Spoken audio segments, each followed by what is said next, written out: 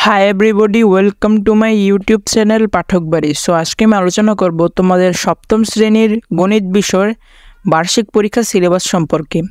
তোমাদের আগামী যে গণিত বিষয়ের পরীক্ষাটি হবে, বার্ষিক পরীক্ষাটা, সে পরীক্ষা সিলেবাসটা নিয়ে আজকে আমি আলোচনা করব। সো তোমাদের দেখাবো। সো তোমরা যদি আমাদের ইউটিউব চ্যানেলে নতুন হয়ে থাকো, আমাদের ইউটিউব চ্যানেলটি সাবস্ক্রাইব করবা এবং পাশে থাকা বেল আইকনটি প্রেস করে দিবা। সো শুরু করছি। বার্ষিক পরীক্ষার পাঠ্যক্রম সিলেবাস। অভিজ্ঞতার ক্রমিক নম্বর, অভিজ্ঞতার নাম, পৃষ্ঠা। তোমাদের বইয়ের যে 7 নম্বর অধ্যায়ে বাইনারি সংখ্যার গল্প 141 থেকে 160 পৃষ্ঠা। 8 নম্বর অধ্যায়ে চলো বৃত্ত চিনি 161 থেকে 180 পৃষ্ঠা।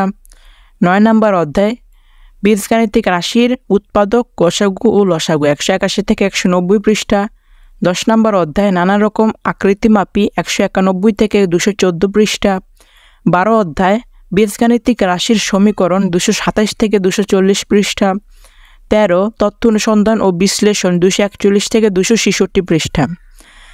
এখানে দেখো মূল্যায়ন কাঠামো শিক্ষণকালীন সামষ্টিক। 100 নম্বরের পরীক্ষা হলে এখানে 30 নম্বর হবে শিক্ষণকালীন এবং 70 নম্বর হবে সামষ্টিক। সো আশা করি তোমরা বুঝতে পেরেছো। আজকে এই পর্যন্তই। তোমরা ভালো থেকো, সুস্থ থেকো। আসসালামু আলাইকুম ওয়া রাহমাতুল্লাহি ওয়া বারাকাতুহু।